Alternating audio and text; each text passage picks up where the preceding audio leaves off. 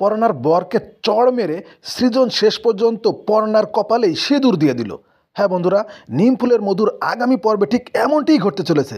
বিস্তারিত জানতে হলে ভিডিওটি না টেনে সম্পূর্ণ দেখতে হবে। ঠাকুরমশাই যখন সৃজনকে ঈশাকে সিঁদুর পরাতে বলে তখন সৃজনের হাত কাঁপতে থাকে। সৃজন বেড়ার ফাঁক দিয়ে পর্ণাকে দেখতে পেয়ে পর্ণার দিকে এক দৃষ্টিতে তাকিয়ে থাকে। ঠাকুরমশাই পর্ণার হবু বরকেও বলে পর্ণাকে সিঁদুর পরিয়ে দিতে। ঠিক তখনই ঈশা পর্ণার হবু বরকে ইশারা করে, সিঁদুর পরিয়ে দাও, পর্ণাকে দ্রুত সিঁদুর পরিয়ে দাও। আর তখন পর্ণার হবু বর পর্ণাকে সিঁদুর পরাতে গিয়ে দেখে সিঁদুরের বদলে আবির রেখে দিয়েছে। তখন পর্ণার হবু বর বলে, আমি প্রথম বিয়ে করছি, আমি সিঁদুরের বদলে আবির কেন পরাবো, অবশ্যই সিঁদুর আনতে হবে। এই বলার পরে সিঁদুর এনে দেয় পর্ণার হবু বরের হাতে। আর ওদিকে পর্ণা ও সৃজন দুজনে একে অপরের দিকে তাকিয়ে থাকে। পর্ণা মনে মনে বলে, আমি অনেক বড় বাজি ধরেছি সৃজন, এবার তো জাগো, না হলে তোমার পর্ণা কিন্তু অন্যের হয়ে যাবে। আর যদি তাই হয় তাহলে তোমার পর্ণা কিন্তু আর বাঁচবে না। আর ঠিক তখনই পর্ণার হবু বর পর্ণাকে সিঁদুর পরাতে যায়। আর পর্ণাকে সিঁদুর পরানো দেখে সৃজন উঠে চলে আসে। এসে পর্ণার হবু বরের গেঞ্জি ধরে উঁচু করে ফেলে। উঁচু করে ঠাটিয়ে একটি চড় মেরে দেয় পর্ণার হবু বরের গালে। দিয়ে বলে, তোর এত বড় সাহস, তুই আমার পর্ণাকে বিয়ে করবি?